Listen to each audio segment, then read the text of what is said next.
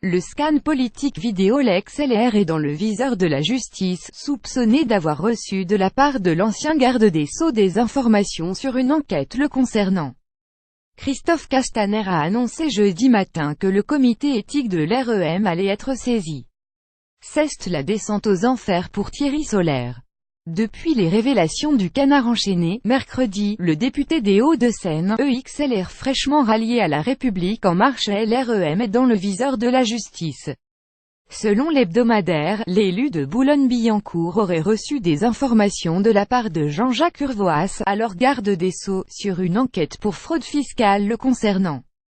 Jeudi matin, sur LCI, le délégué général du mouvement présidentiel, Christophe Castaner, a annoncé que le comité d'éthique du parti allait être saisi. Si ces faits sont confirmés, Thierry Solère, qui n'a aucune responsabilité au sein du mouvement La République En Marche, n'a pas vocation à en avoir, a fait savoir ce proche d'Emmanuel Macron. L'affaire elle-même, si elle est confirmée, est extrêmement grave, alors que La République En Marche a prospéré sur une promesse de renouvellement des pratiques politiques et de probité. De telles révélations font mauvais genre pour la majorité au pouvoir. On ne peut pas accepter ce genre de pratique, c'est un discrédit sur la fonction même de garde des Sceaux et le fait d'oser demander au garde des Sceaux des renseignements personnels est un vrai problème, a condamné Castaner. Thierry Solère adhère en LREM depuis le 26 novembre, est-il menacé d'exclusion? Je ne suis pas dans la chasse aux sorcières, nous verrons si c'est avéré, a balayé Castaner, qui n'exclut pas un tel scénario pour l'ancien organisateur de la primaire de la droite et du centre. L'adhésion à un mouvement est quelque chose de libre, si vous commettez une faute, on saisit la commission d'éthique qui va juger la faute et qui peut dire « vous n'avez plus votre place », a-t-il encore expliqué. Selon les statuts de l'REM, le comité éthique est une instance indépendante et impartiale, composée de 3 à 6 personnes qualifiées.